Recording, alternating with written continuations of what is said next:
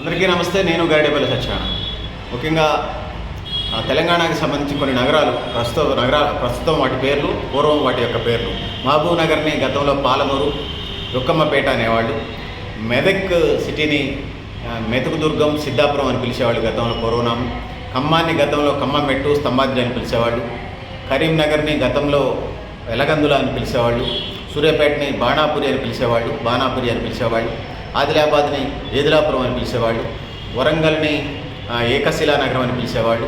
నిజామాబాద్ని ఇందూరు అని పిలిచేవాళ్ళు. మహబాద్ని మానుకోట అని పిలిచేవాళ్ళు. నల్గొండని నీలగిరి అని పిలిచేవాళ్ళు. సో ఆ విధంగా పిలిచేవాళ్ళు.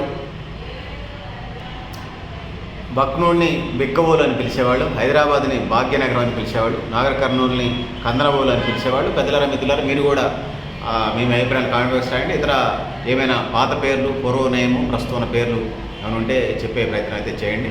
ఇండియా, భారత్ అంటారు ఇండియాని కూడా. సో హైదరాబాద్ సంస్థానాన్ని ఇప్పుడు మనం తెలంగాణ అని పిలుచుకుంటాం. ఇట్లా ఏదో పేర్లు, పాత పేర్లు, కొత్త పేర్లు ఉన్నాయి.